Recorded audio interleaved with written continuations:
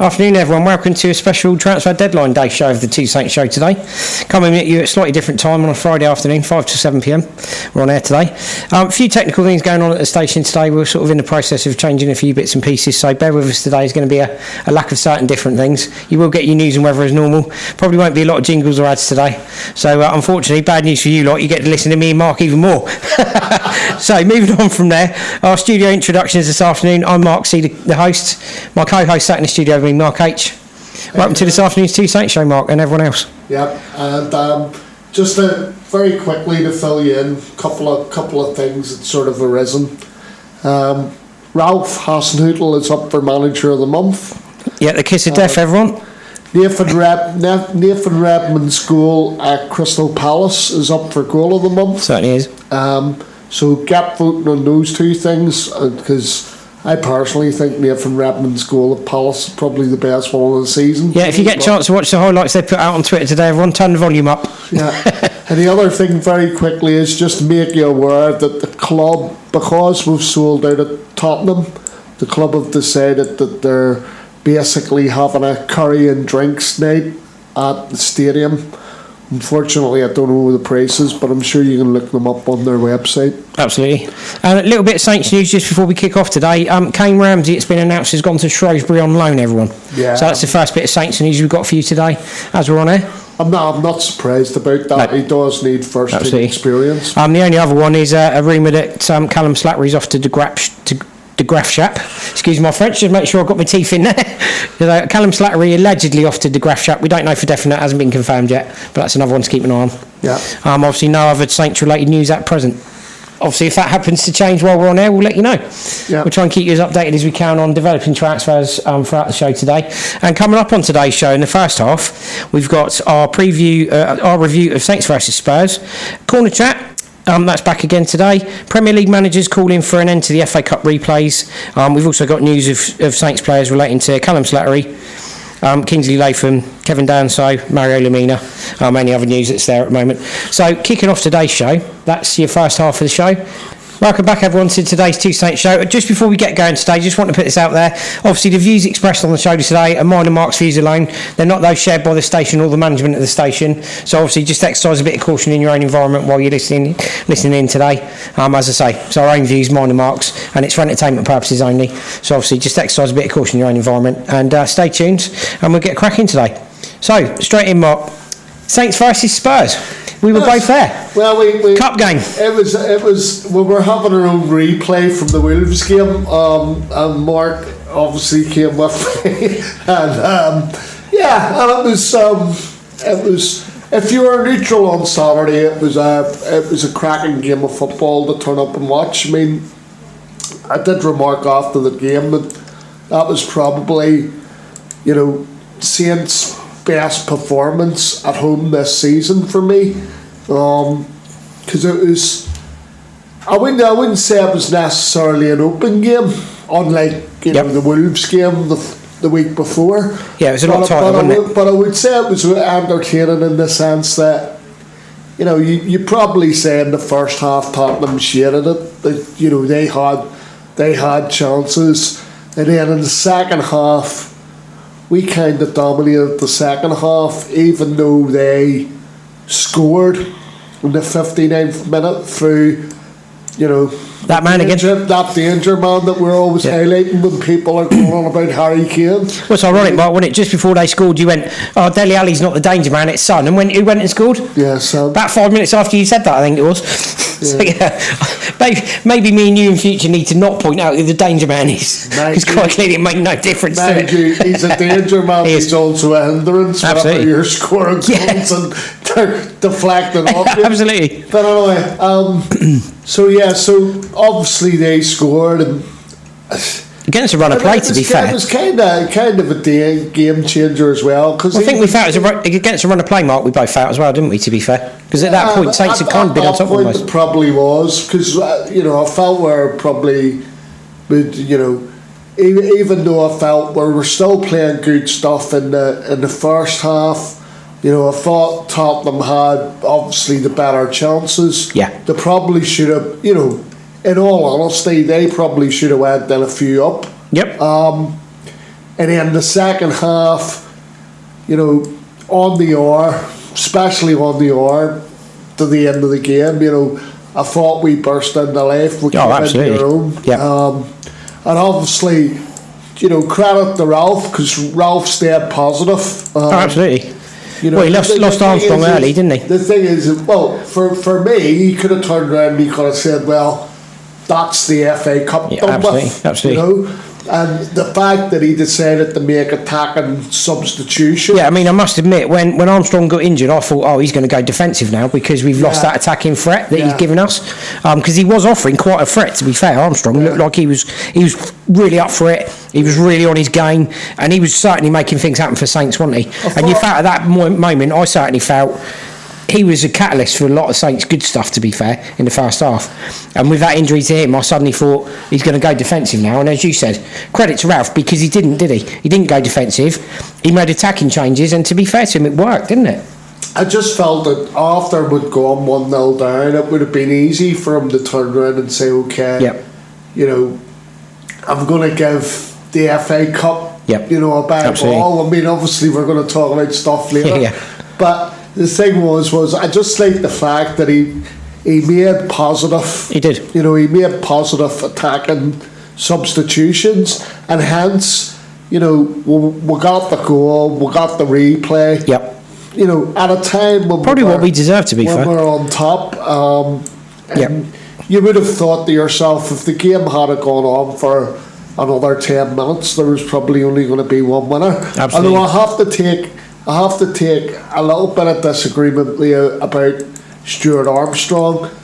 I think Saturday showed to me that he's probably one of the people that can't play a load of games in a short space of time, because he didn't have the same potency as he normally does for me personally, and I could see, because he wasn't at the same energy levels he usually is, and I could see that he was going to get himself injured, because he just looked a little bit off the pace for me. But having said that, you know, the positives were the substitutions, and you know, that helped us get on top of the game. Definitely. It's just a pity that obviously we got the equaliser, like you said, that was richly deserved. Well, the thing is, we'd had countless chances, hadn't we? Danny Ings especially, before we scored that, and you're thinking, it's going to be one of those days, isn't it? It's just not going to happen. And it was definitely, you know... Mind you, he made up for it with the pass with Buffal. That was something we both felt, because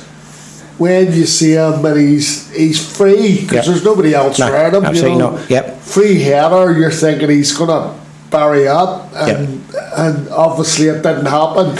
And then you are sat there and you are thinking, this isn't going to be our I mean, for the sort of form that Danny Ings has been in, it's completely free header, isn't it? We both saw it. And it's not even close, is it? That was the worst part. It wasn't even close. And he was completely unmarked, and you're thinking, got to be honest, Danny, that's miss of the season, mate. And then you're thinking at that point, the writing's on the wall, we're not going to get anything from this. Yeah, I mean, but he got a bit of redemption. I was going to say, he then proved what an asset he is, in the fact that if he's not scoring, he is creating. And obviously he's noticed Buffal coming in far side of the box, hasn't he? And he's pulled it across the box for him. And Buffal, credit to Buffal, it's an absolute stunning equaliser, isn't it? What a stunning strike. Definitely. I think I nearly pulled Mark off his chair, sat next to him when I grabbed hold of him to celebrate. But it was a stunning strike, wasn't it? And we were both really ecstatic when it went in. And I mean, we were lucky enough to be right behind the goal that it went in at as well, at the chapel end. Fantastic. Best seat in the house we had for that, Mark, I reckon. Stunning equaliser, wasn't it? And what a pleasure to shut the Tottenham fans up. Well, without a doubt. Cool. Without a doubt. Because that's all we heard, wasn't it, all afternoon. Me and Mark actually gave up singing at one point, everyone, because all you could hear were the Spurs fans singing our song. So we gave up singing at one point. So what a pleasure to actually silence them. I'm going to say a little caveat. So after the game, there's a group of Spurs fans. You were talking to someone at the time, and they approached me and they said, which way to the stadium, or which way to the train station? And I sent them in totally the opposite direction. I would have done too. You know, but having said that, the game again wasn't without its controversy. Yeah, absolutely.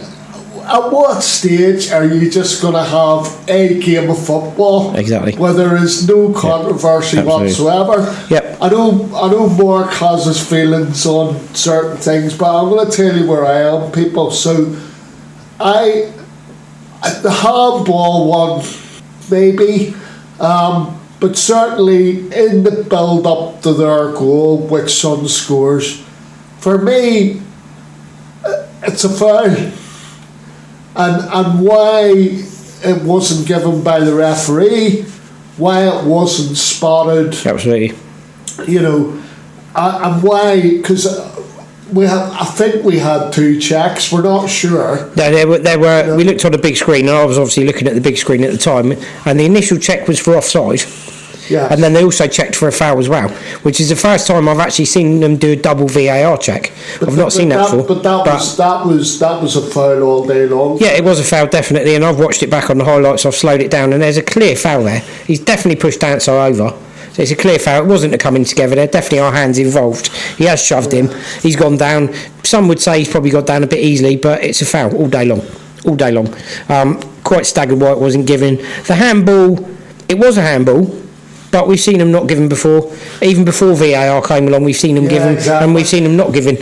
And as we pointed out, I think it was one of the games we'd seen ourselves, Mark. I think it might have been the Wolves game. As we pointed out, at the end of the day, if the VAR decision is it's a penalty, it's a penalty. If it's not, it's not. You know, once it's gone, it's gone. There's nothing you can do about it. But from our point of view, we were just annoyed they didn't even review it, did they? No, and Ralph even said after the game, there's no point in having VAR if you're not going to use it. And I agree with him. It probably would have been given if they'd gone to VAR. But if it hadn't been given following VAR, that's fine. The bone of contention we had was the fact it wasn't even reviewed, was it? No. And that's what bothered both of us. I think Whether it's a penalty or not, it's the fact it wasn't reviewed that bothered us, didn't one of it? the issues as well is, and I don't know what you know how it works for the FA Cup specifically. All I know is that where VAR is, it's used in the FA Cup, and if you're on a ground where there isn't the VAR facility, obviously it's not used. Yeah. But having said that, I mean, you know, the directive was given 2 weeks ago about even if a referee wasn't sure about going to a screen and checking. Yep. And I've still to see anybody do that at St Mary's. I mean, to be honest with you, you know, the referee, I'm not familiar with the referee that was on duty. Yeah. On Saturday, I'm not familiar with him. I'm assuming that he's a championship referee. Yep. But following on from Darren England's performance against Wolves, well, I mean, I'm not one of the ones that moans about, you know, Premier referees that has experience. You know, I just turn around and think to myself, well, it is who it is. Absolutely. But I do probably have a moan when I'm sat there. Darren England against Wolves, that was his first Premiership appointment. Yeah. Right, and I've said this before on her, I'll say it again. We always seem to get, you know, somebody who's being trialled out or whatever. Yep. And I just think to myself, Tottenham against us, surely it should have been a Premier League referee. Yep, absolutely. You know? Absolutely. But anyway, great mover. Yeah, I mean, I couldn't complain with any of the remarks that were made after the game. Obviously, players came out and said certain things. Obviously, Boufal showed our character. Couldn't really disagree with him there. No. I felt we did.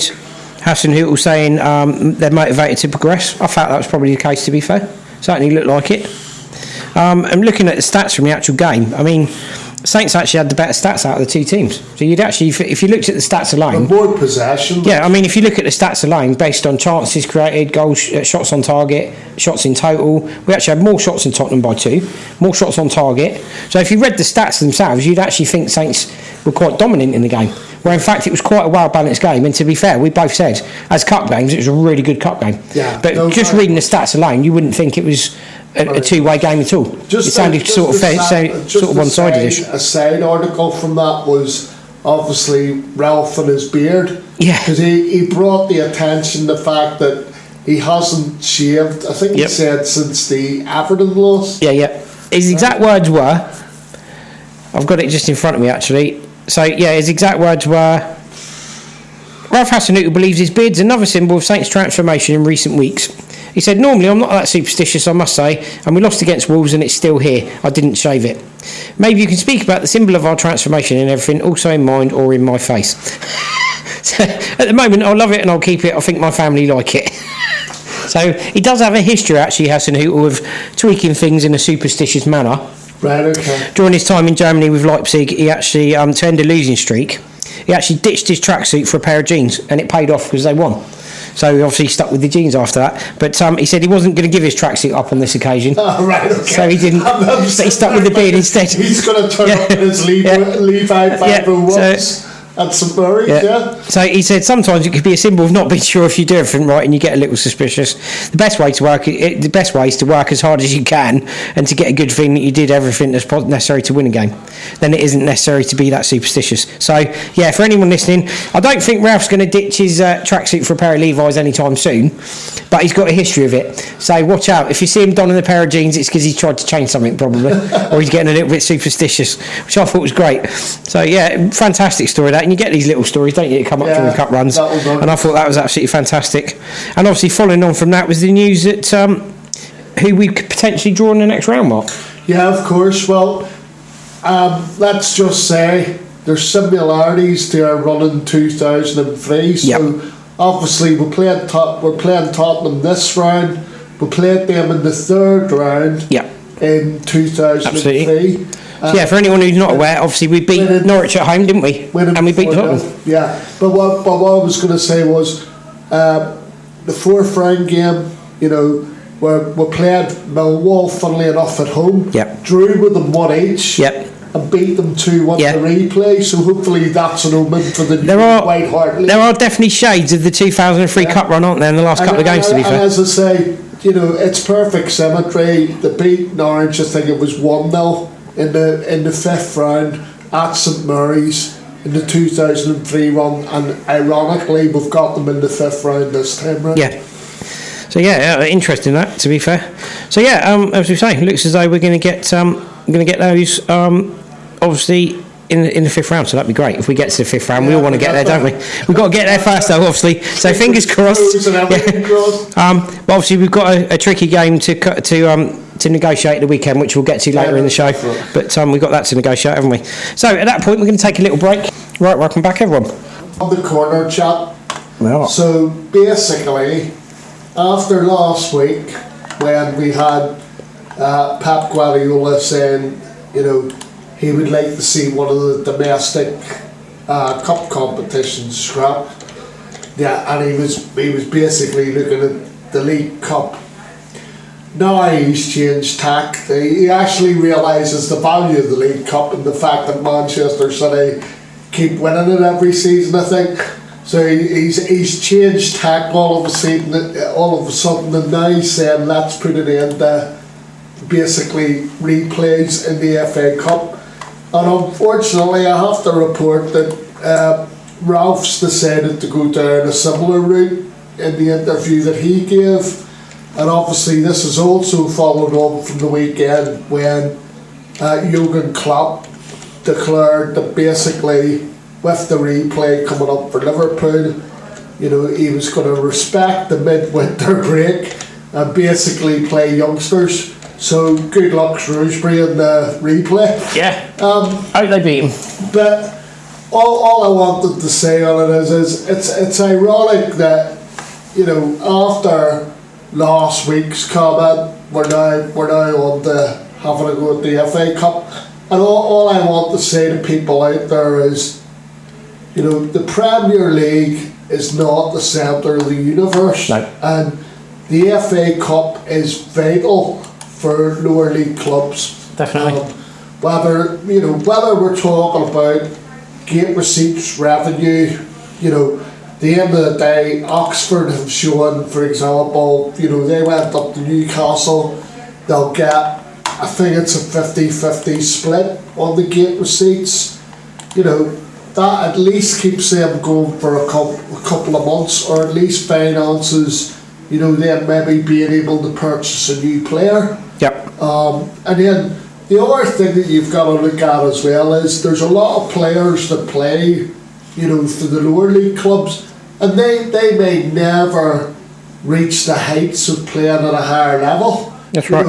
They could be playing league football, one day and be playing non-league football the next day. So the fact of the matter is, if we took Oxford playing Newcastle at the weekend, for some of those players, St James's Park will be their Wembley, because they may not ever play at a big stadium in the rest of their careers, but they have that to remember. So the thing is, it's all to do with a little bit of the romance as well. And the other thing that I was thinking about was, when you look at the 91 clubs at the minute, because obviously we don't have, well, hopefully next season it'll be back up to the full complement of 82. Let's hope so. But having said that, is football in this country is unique, and I'll tell you why it's unique is because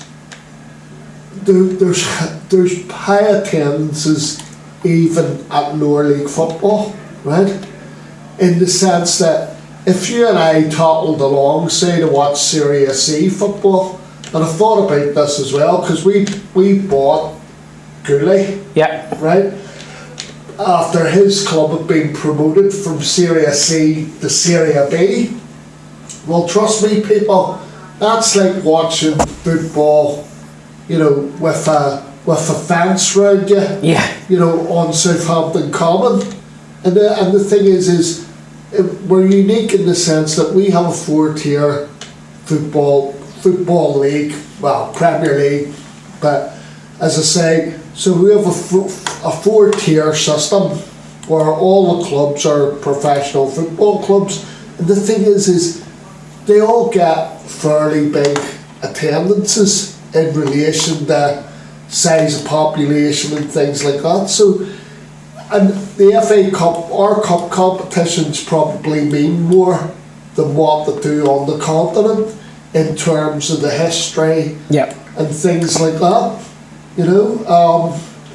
so I just find it really disrespectful. And the thing is if they want to send second string teams, that's up to the clubs themselves, Mark. But it's like I said to you, don't remember, when they say second string team, that second string team's still earning way more wages than the first team of Oxford United. Do you know what I mean? So, I can't argue with that. So, I haven't got a problem that, I know some clubs might find it disrespectful because they want the big names there, but I can kind of understand if, people are prioritising and they want to send the second string. But, please don't give me the hard luck story of, we're playing this many games, because they're playing more games in the lower reaches of the league than they do in the top reaches. Can't argue that. So, and plus the squads, and also the medical science. I mean, the medical science these days is well above what it was before. And I just sort of sit there and think to myself, all right, I know Saints have a fairly small squad that they work from, but in relation to a lot of Premier League clubs, there's a lot of bodies out there within a first team squad. And to have some of the managers like Klopp and Guardiola bleating on about different things, you sort of sit there and you think to yourself, you've got players that in your reserve ranks that any team in the Premier League probably would be happy to have in their first team ranks, So, can't argue with that. So, that's basically where I am with that.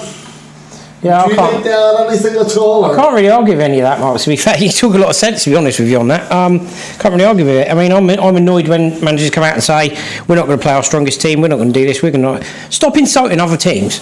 Play your strongest team if you're going to play them. Or, at least say, well, this is what we're going to do. Don't turn around and go, well, do you know what my thinking is? Because we've got a chance of winning the league, I'm not going to worry about winning anything else. You want to be a great team, Jurgen? Get your Liverpool players to play in every game. Go and win some trophies. Don't just concentrate on winning the league. You know, and same with Pep was about Man City. Play your strongest team. Stop insulting lower league opponents or lower division teams by not playing your strongest team. You know, they've earned the right to play you. At least have enough respect for them to play your strongest side, or at least play some of your regulars. Don't insult them by playing the kids, because that's not fair. I've got to say as well, Mark, right, that at the end of the day, there's a little bit of what Ralph said, but I was sort of thinking to myself, no, okay, that's fair enough, because what he said as well is that he would have liked to have seen extra time and penalties. Yeah. And I suppose in a way that's alright if you're playing Premier League opposition. Yeah. But I don't know how you enforce a situation where if both clubs agreed to something, right, you know, unless you get the okay from the competition's organisers beforehand, I don't know how you get around that kind of thing. Yeah, exactly. Because I have to admit, with what was on show on Saturday, I would have quite welcomed, you know, extra time and pounds, to be honest with you. Yep. You know? Absolutely. Yeah, so no, I totally agree. As I said, I can't really argue with most of what you've said there, to be fair. I think that's more than fair comment. And yeah, I mean, as I say, I don't think they do play the strongest lineups, etc. And it's just not right, is it? So moving on from there.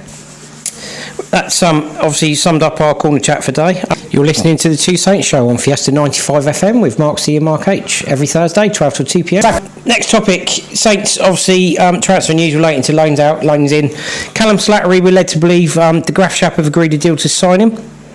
Yeah. Nothing more than that at the moment. 20-year-old's a long way down the pecking order. And Saints happy to see him move on a temporary basis this month. Yeah, that's coming from a source at St Mary's. All I would say on that regard is you know, the under 23s haven't sort of set the world alight, and obviously it set him back a little bit being the captain of the under 23s. Hence, we're seeing that obviously the news with Kane Ramsey going out on loan to Shrewsbury today, and obviously, hopefully, because it's all about development of careers at this stage. Definitely. You know, hopefully he is going to play football over in Hull. Yeah, he certainly needs some minutes, doesn't he? Nobody can argue with that one, really. Next bit of news relating to players at Southampton. Kingsley Latham. He's gone on loan to Gosport Borough. For anyone who doesn't know, he's obviously a goalkeeper from the youth setup, from the academy. And basically, King 20 years old. Another one. I think he was actually out on loan earlier this season. He also had loan spells at Dorchester Town and Haven't and Waterloo, Mark, so you're absolutely right. Yeah, was the one that he was at before going out this time round. So, yeah, I mean, him and Tariq Johnson have both signed years extensions to their deals, which takes them through, I believe, the summer of 2022. I believe you're right on that one. They both signed those deals this week. Yeah. Obviously, Tariq Johnson's still out on loan at Woking.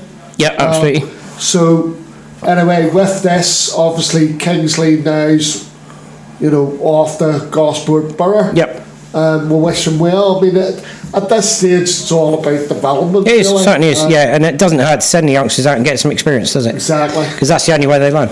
Yeah. You know. So moving on from there, there was news that Southampton was set to terminate the contract of Kevin Danso. Can't say I'm overly surprised, Mark, but I'm a little bit. I'm disappointed slightly in the fact he's never played his natural role for us. Again, although he has looked out of sorts when he has played, hasn't he? Yeah. Again, we'll have to say that it hasn't been confirmed yet at the minute. Yep. This is what's believed. He's still currently a Saints player as we speak at the moment. Personally, you know, with some of the rumours that are flying about today, of all days, you know, we try to give you the facts as they are on the show, but one that Mark came up with, I mean, I haven't seen anything about it, but one that Mark came up with, another Saints fan that we know tipped them off with it was Yoshida, the Fiorentina. Now, that wouldn't necessarily surprise us, given that his contract finishes at the end of this season. And trust me, people, he won't be signing. The club won't be giving a new one. No. And to be honest with you, I agree with the club, because you can't be sentimental when you're dealing with, no, you can't. You know, you can't. Cracking on with trying to get the club to have some form Absolutely. of momentum. Absolutely. We have got that at the moment. So, Yep. so you know, it's sad. You know, I'd be sorry to see Yoshida go. He has been a good servant, but it's kind of like, you know, what's happened with Cedric, and we'll come on to that later in the show. Absolutely. Yeah, it's just, yeah, I mean, we're not surprised. I wasn't surprised when they said that. But The next one, I'm very interested to get your own views on. this is, And this is.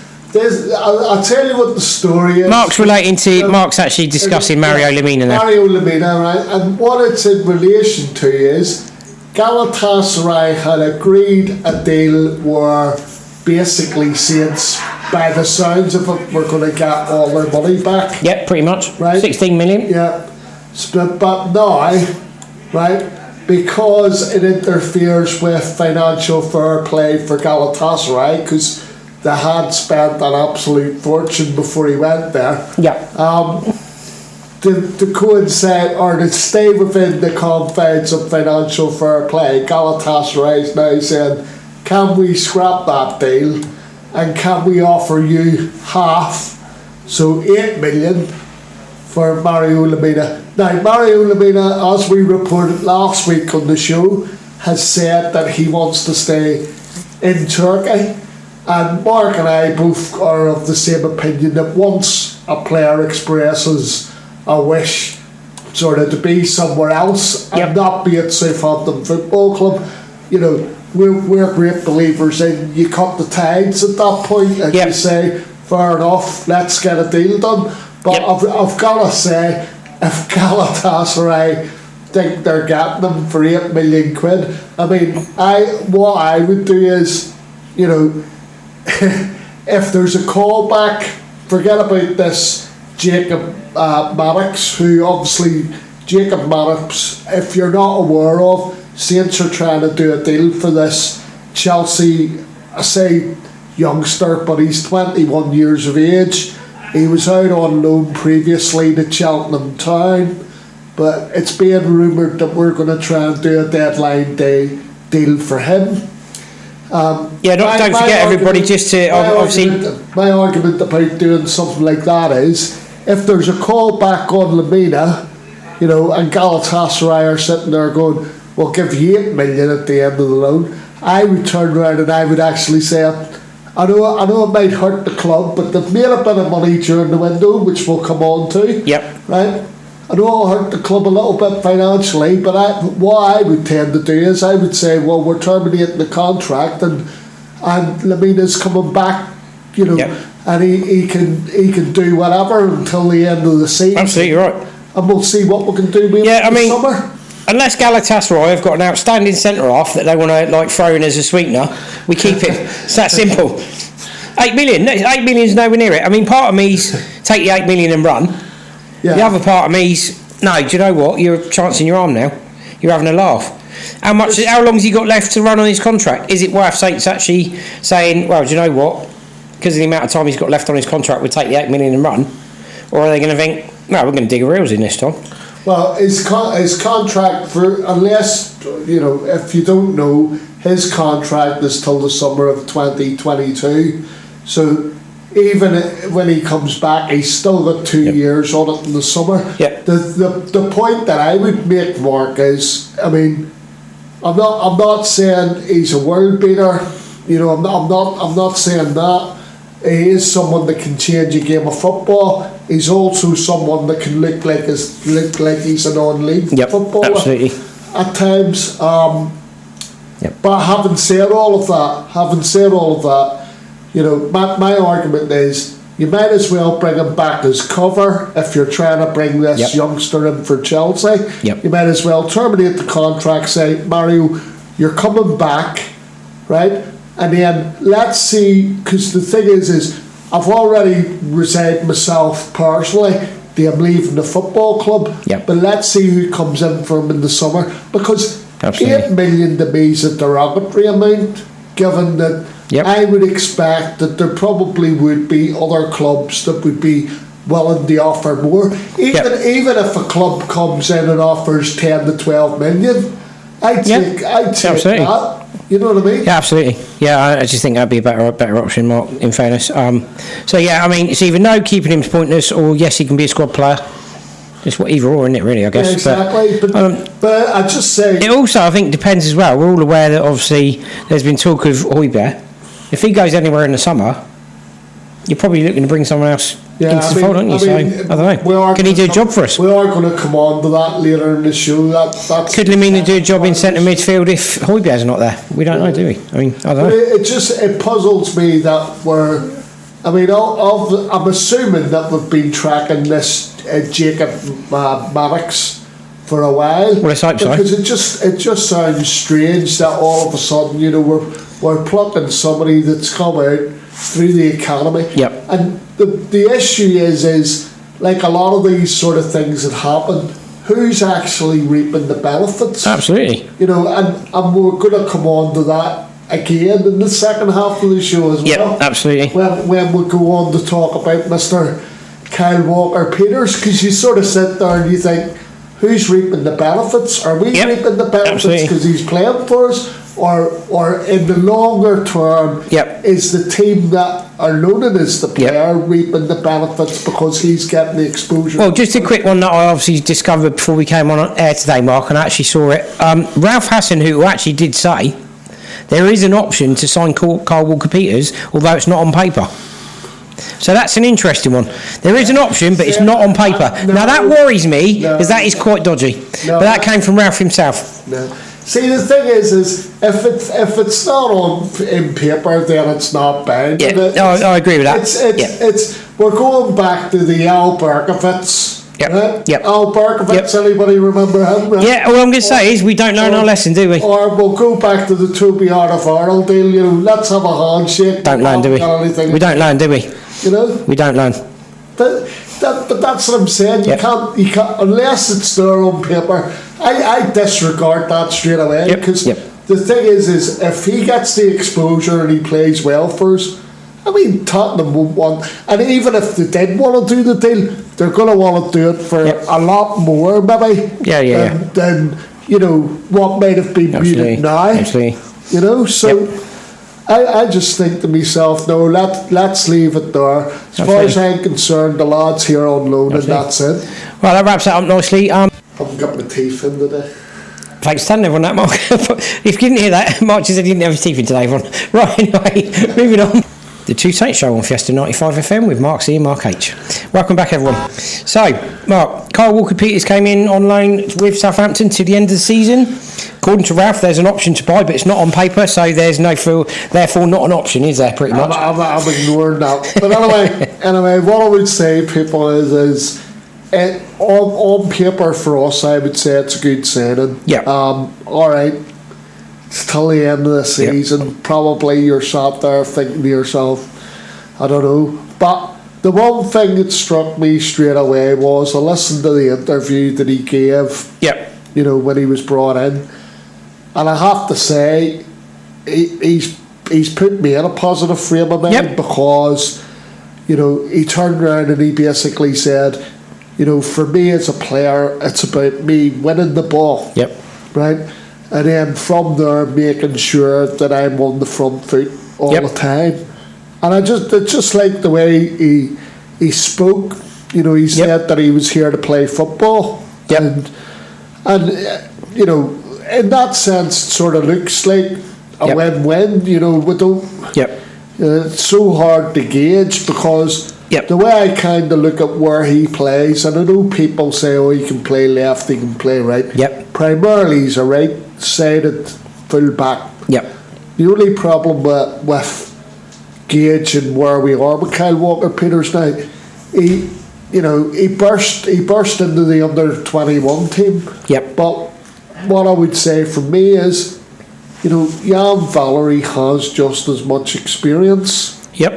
You know, so it'd be interesting to see, you know, probably after the Liverpool and Tottenham games, whether Kyle Walker-Peters forces himself into the picture Even if it's on the left side, playing the odd Absolutely. game, maybe when for anyone wants a break. For anyone who's not aware of an awful lot about him, he's obviously a product of the Spurs Academy. He's represented England at every level, from under 18s to under 21s, 24 first team appearances for Tottenham.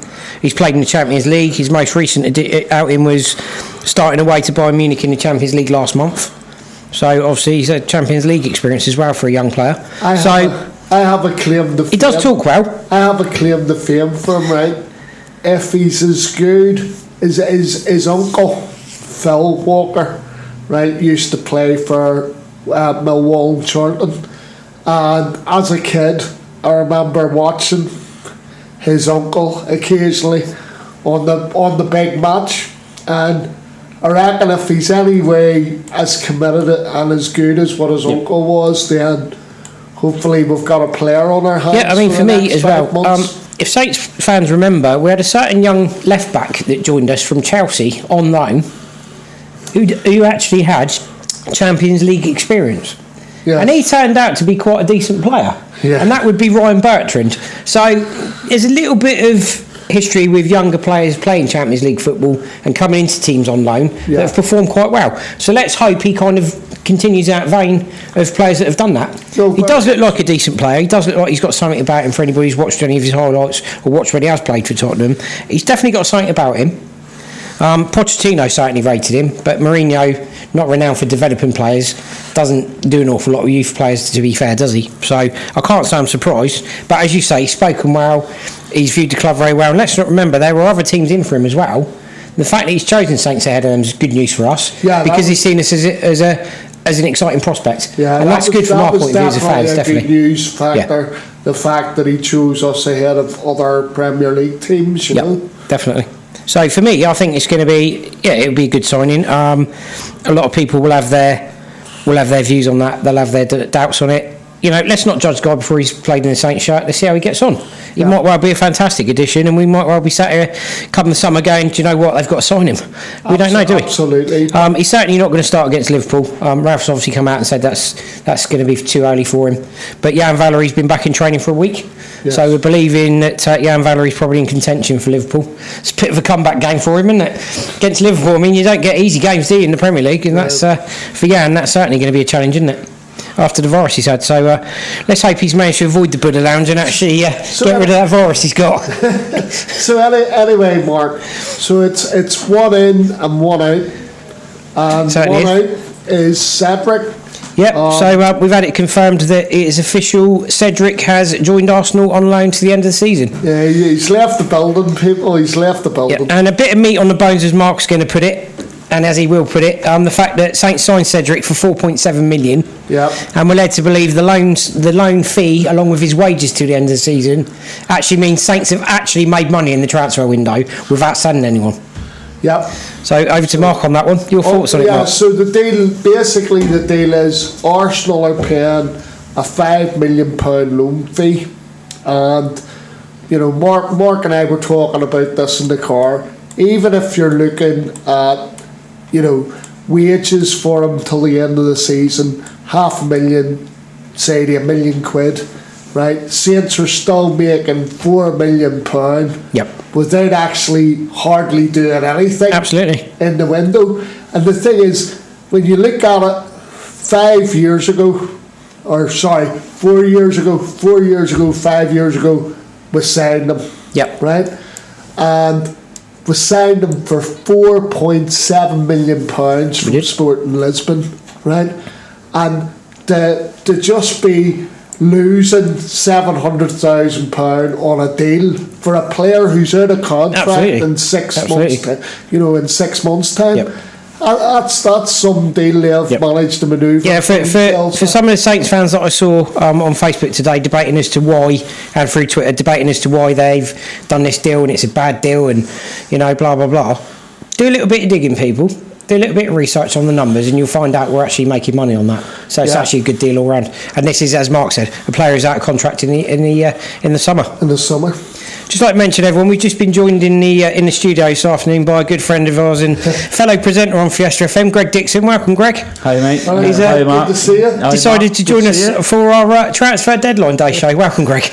No, mate, I've got to concur with what you just said, Mark. I think you couldn't have got a better deal if you'd went to Sainsbury's, mate, and because that's got to be one of the most uplifting pieces of news to come out of Southampton Football Club in such a long time. Yeah, no, definitely. It's amazing, isn't it?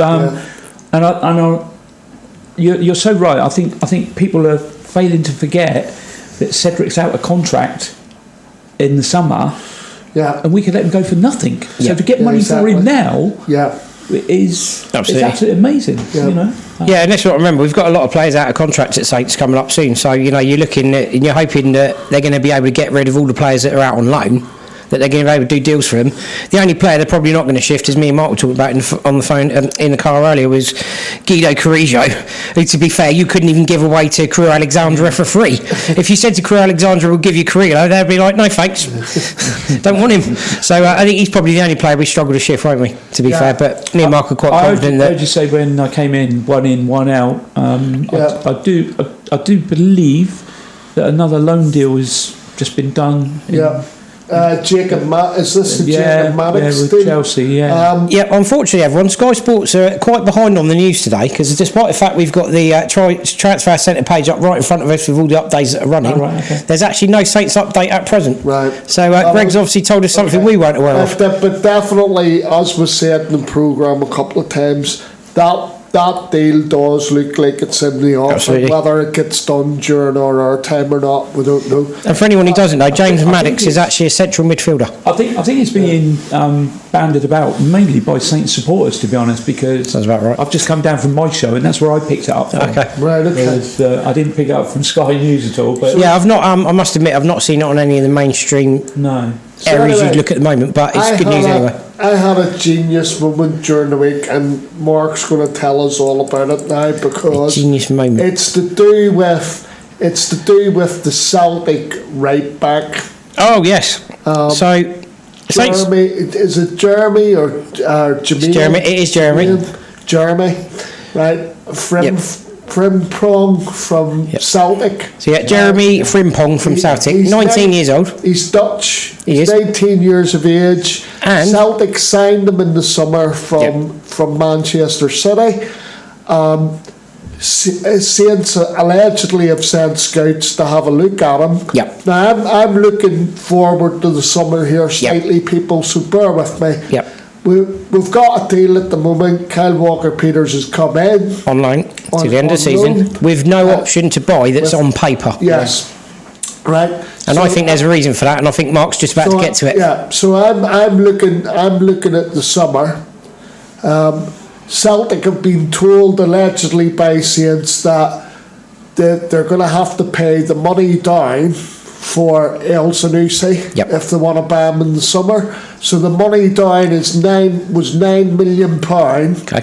Plus there was the add-ons, I think, that went up there around 15-16 million quid. Here's a better idea. But here's a better idea. Mark's genius moment, everyone. I had an Albert Einstein moment during the week, and I just thought to myself, I've seen the lad play. Yep. I mean, loads of Saints fans obviously going on about, Forster and obviously El Sanusi, but I've seen him play. He's played, I think, 14 games in the league for Celtic this season. This is a young Jeremy Frimpong, but he's played 14 games in the league this season, and he's also played in Europe. And what I would do is I would turn around and say, okay, let's do a swap deal, maybe with a little bit of adjustment at our end. But, because I'm very, very keen on him. I'm really, really excited about him, actually. So, that was Mark's Eureka moment, everyone. And I'm pleased to tell you it didn't happen while he was in the bathtub, thankfully. But no, I agree with you, Mark. I don't see any reason they can't try that, to be fair. And it is interesting that Walker-Peters obviously came in on loan. There wasn't an option to buy that we're aware of. There certainly isn't on paper. Is Frimpong a long-term target? I wouldn't be surprised. Yeah. And he would be a good signing. He fits the mould of what Ralph's looking at. He's Young got player. calibre behind him as well. The fact that he's already played in Europe Absolutely. as well, and Yes. he's sort of playing regularly, so he's getting game time. So What amazes me is good acquisition. he's he's really developed well for one of 19 years of age. Yeah.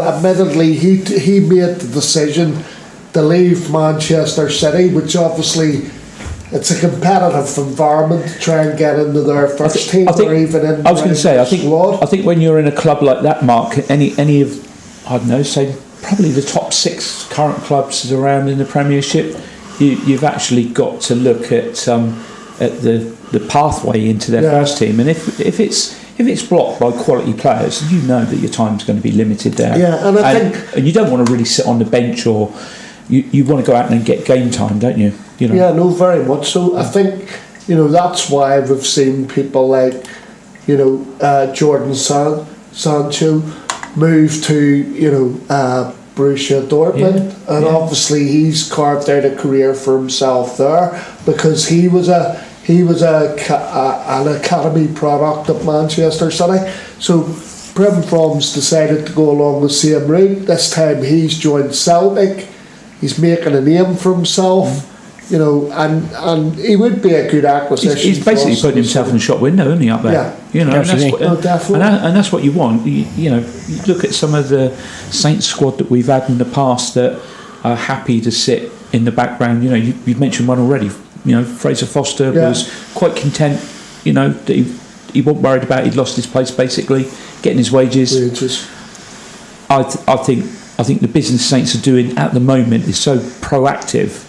And it's only got to be good for the Saints fans. Well, also, from Celtic's point of view, they've got some decent players in from Saints, to be fair, that are doing a job there. I don't think, well, Al Zanussi, I don't think really falls in that category, but he's done all right since he went there. Fraser's gone back to Celtic where it all began. He's doing well. Yeah. And we're also led to believe in this transfer window that there are talks ongoing at the moment for Celtic to possibly bring Victor Wanyama back. That'd be 3 ex-Saints players. I think sometimes, guys, what's being quoted for him. I believe so. I think sometimes, guys, what you need is you need to have sort of an open door relationship with a particular club, so that you've got that production line going all the time. Yeah, we found our feeder club. Yeah. Tongue in cheek, everyone, that one.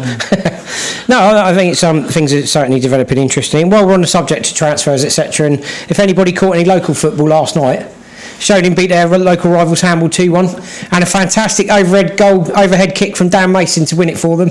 So Dan's not available for transfer, everyone. So keep your hands off. He's ours. Anyway, the irony was just wanted to throw that one in quickly. To be honest, Mark, was the fact it was our local rivals Hamble Club who, in their 15 players that they fielded, they actually had 10 ex-Sholing players in the team. So a little bit of Saints. Just wanted to throw that one in there, just as we've got a transfer window going on. Leave Dan Mason alone. He's not going anywhere. It's been at Sholing a long time. Hopefully he'll stay. It's a good goal and a good win for them, obviously. So there we go. That sort of wraps that up.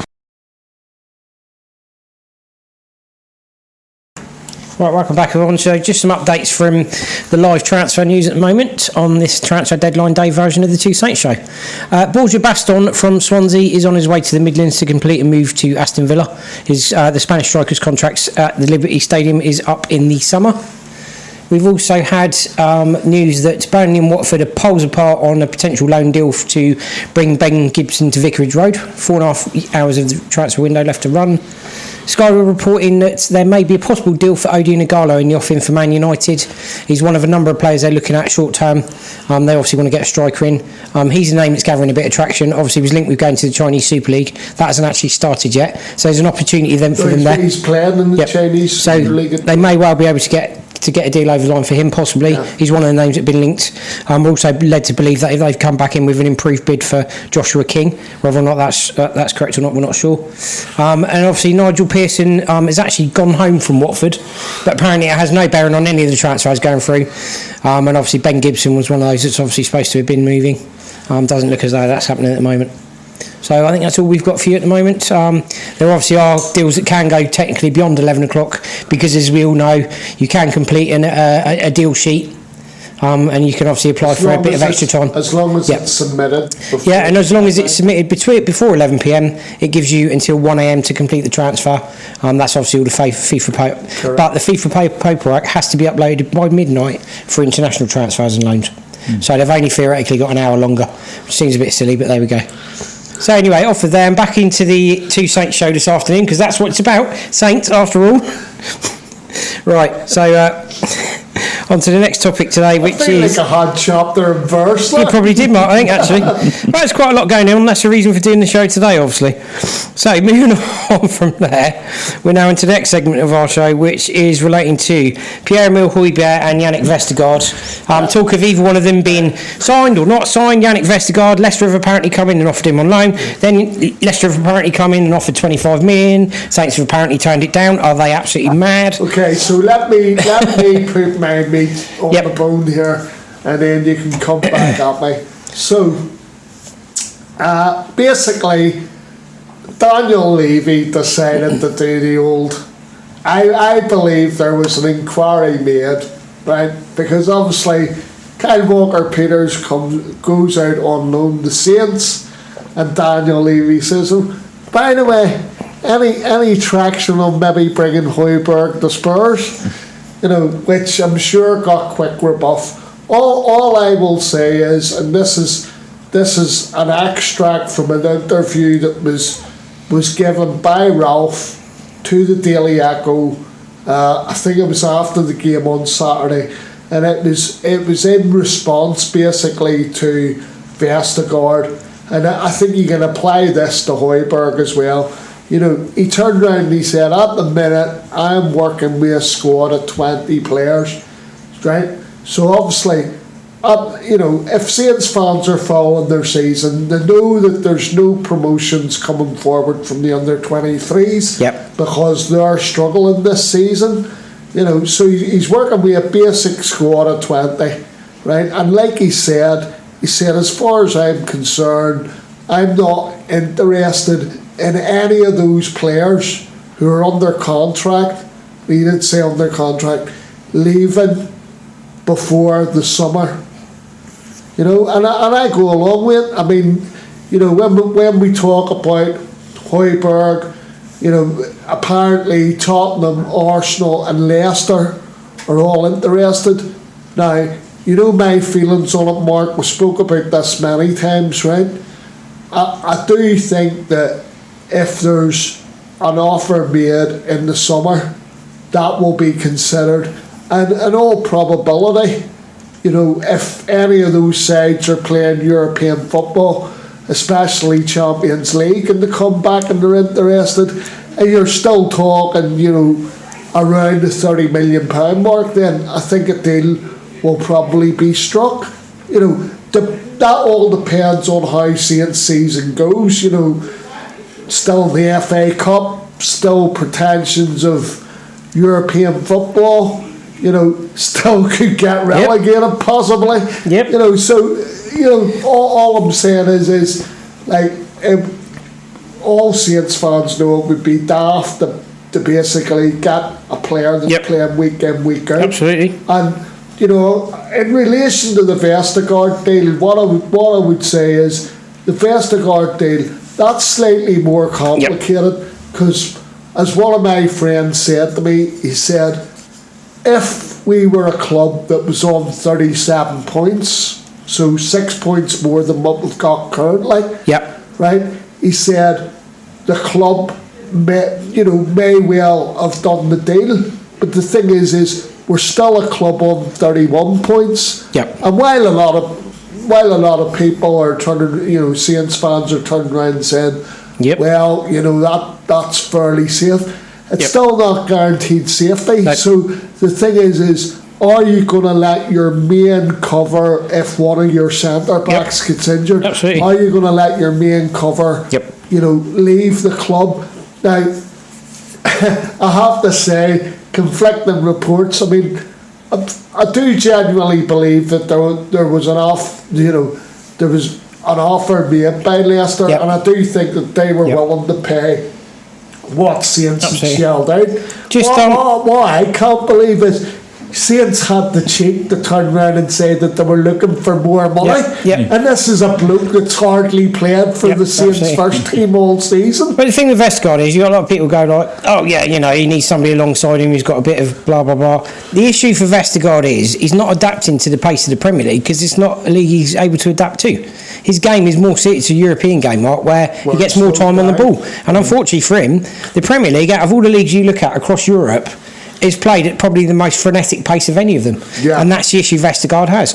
In the Bundesliga, did great, but he got more time on the ball. He'd probably thrive in Italy, he'd probably thrive in Spain, he'd probably thrive even in France.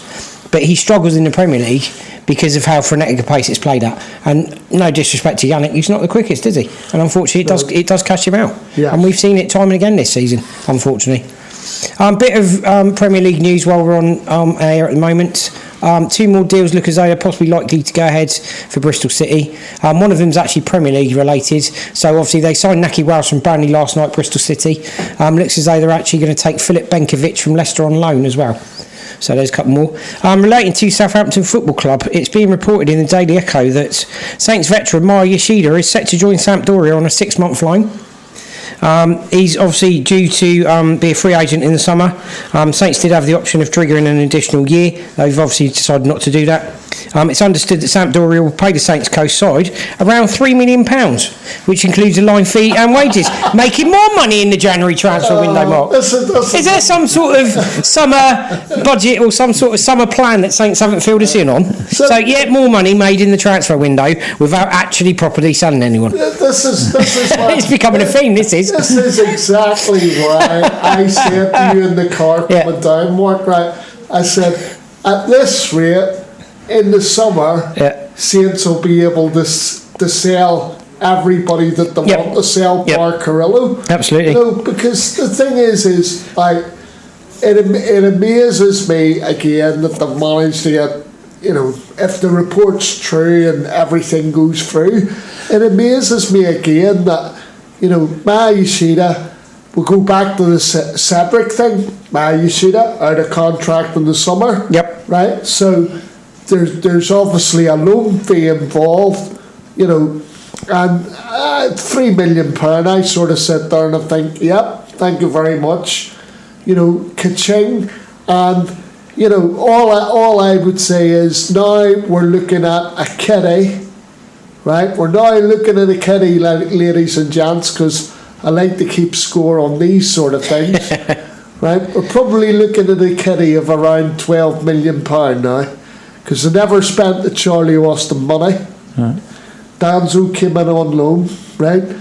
You've got Cedric. They probably made around £4 million from that deal, right? They're probably going to make about between £2 and £3 million from the Maya Yoshida deal. But also, for anybody who's forgotten, the Van Dijk money was not all up front. It was an initial payment and 3 instalments to follow that of about £12.5 million. But I think that's all. I don't talk about that because I think that money's already gone. That's gone. The Danny Ings stuff and everything else. Yeah, I mean, I think that money's accounted for. I'm not including that. I'm just saying that as I look at it at the minute, there's £12 million there that potentially Saints can spend in the summer. Absolutely. Because obviously the club are always saying that it's about, you know, generating transfer money. Rather than any money being invested into the football. I think the most positive thing, Mark, is that this has got to be the most positive move that Southampton have done in any transfer market window for a number of years now, isn't it? And that's got to be good for the. Well, they haven't sold the family silver for once. That makes a change. They're being very clever, because the long-term aim is basically, you know, young players. Where it's low wages. I'm not saying that the players that they're targeting don't have a future, but it obviously they're sitting there going, let's get some of the best players, young players in from around Europe, develop them. I mean, I hate saying it, but I don't want to say it because I would prefer that the development Saints and then the stay at Saints, because I think if you have continuity within the squad, then you might go on to actually build something, Yeah. whether it's a place in Europe No, I agree. or a cup run or whatever it might be, and you keep those players together. I mean, at some stage, I hope Saints get around to doing that, but I think the blueprint that they have in relation to making sure that any players that are brought in are under 24, and then they're here for a few years, and you try to enjoy that, and hopefully they make money.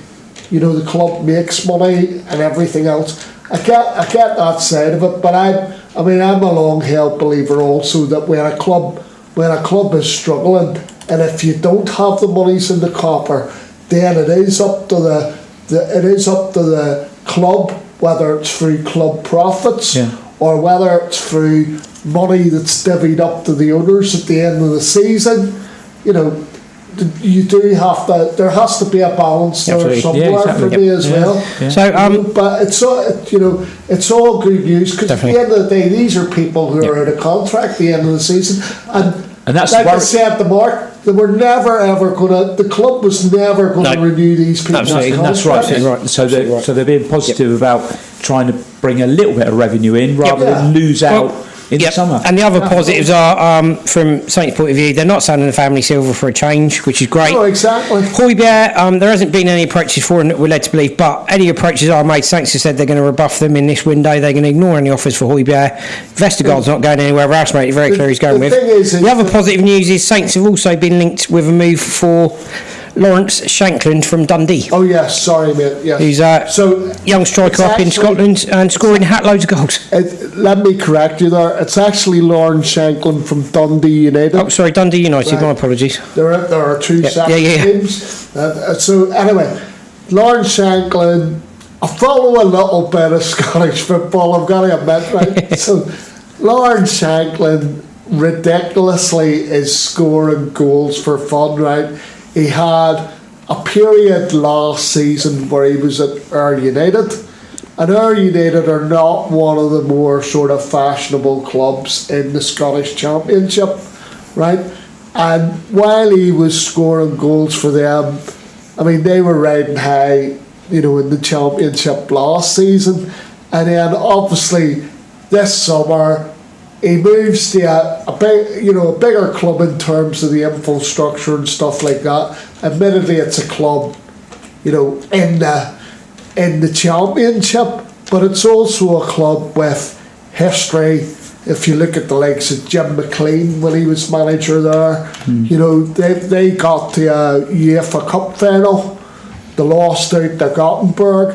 So, what I would say there is he's carried on his goal scoring exploits with Dundee United this season from what he was doing last season with Ayr United. And I've got to say, I don't know how it would pan out for him in the Premier League, but let's be honest, if it's reported that you could have him for 3 million, to me that's chump change. It's a low minimum risk. Even if it didn't work out, you compare that to where you've laid out, I suppose for Saints, let's say, considerable money for Shay Adams. And while I think personally, I still think Shay'll come good. You sit there and you think to yourself, £3 million, it's a minimum risk. If it's true, This is all conjecture stuff, but if it's true, I think you could do worse than to have a bit of a punt on him and see where you go from there. Absolutely. Yeah. What's your own feelings on it? No, I'd agree. I said to you in the car, Mark, I think we should take a punt on him. We look at the options we've got. If Danny Ings gets injured, Shay Adams is struggling for goals. Shane Long's not scoring many. Michael Obafemi's not got many. It's another option.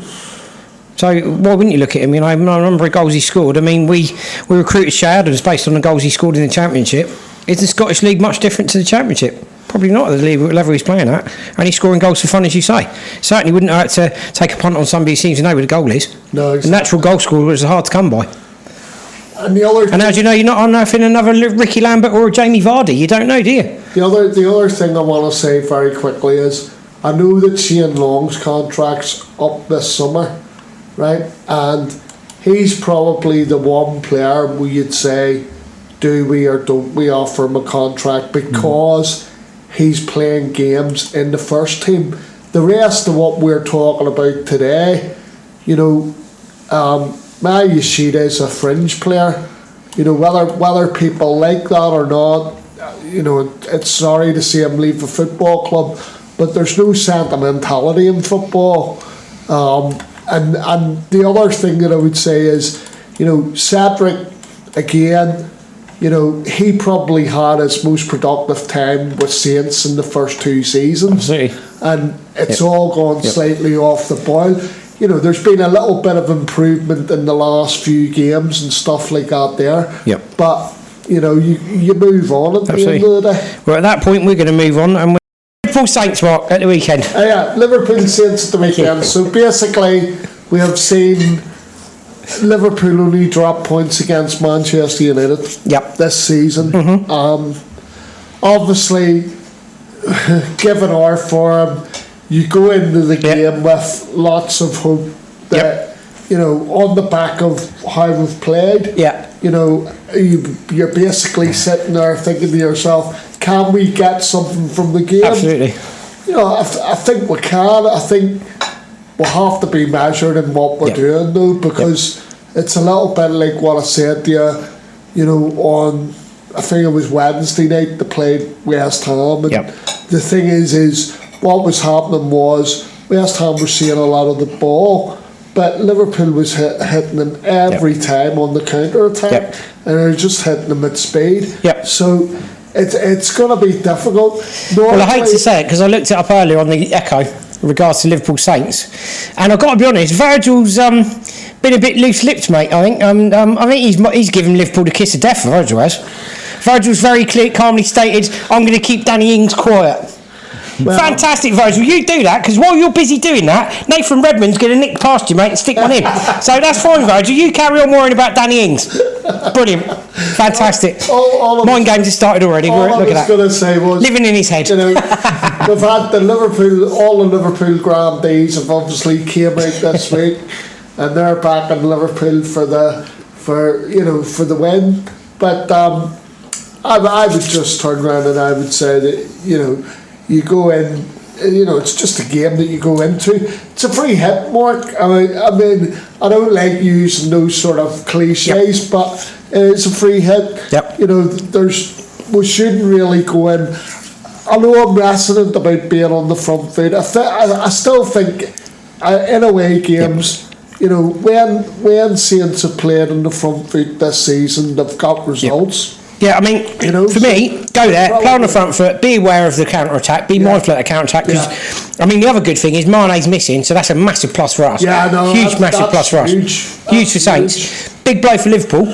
Yeah, they've still got Salah and other players that can cause problems, and don't doubt that, but Mane's the big threat, and he's not there. Salah for me is not the player he was last season. No. He's not. I mean, you know, he got on the score sheet Wednesday night for a penalty, but I don't think he's having as much of an impact as what he had last season. You know, the fact that Mane's missing is fantastic for us. He seems to be picking up niggly injuries as well. So, yeah, I'm going to be quite brave, so. as it's a transfer show as well, and I might get transferred off the show for saying this, but I mean, I'm going for 2-1 Saints. Right, okay. Well, I'm going for the draw. You wouldn't be surprised to hear. Initially, I thought 0-0, but actually, I'm going to go with a 1-1 scoreline. Brilliant. 2-2 draw for me. Fantastic. Yeah. And at that point, everyone, very sadly, we've almost run out of time today. Well. So, Liverpool, be warned, the Saints are coming. Goodbye, everyone, from me. Yeah, cheers, everybody. Thanks for listening. You know, I'm sure you listen on the radio, but also Mark's going to make sure that we put up the link each time we're going to air to be able to listen online. Yep, you can also listen to us online. You can also listen to ourselves and any of the other Fiesta radio shows on onlineradiobox.com. And I will send the link later out to everyone on our website and Twitter pages. Yeah. So, bye from me. And also, people, just remember one thing. You can now listen back to all our shows on SoundCloud. Yeah. So thanks for letting me come in for the last 45 minutes, mate. Right, so goodbye from us all, everyone.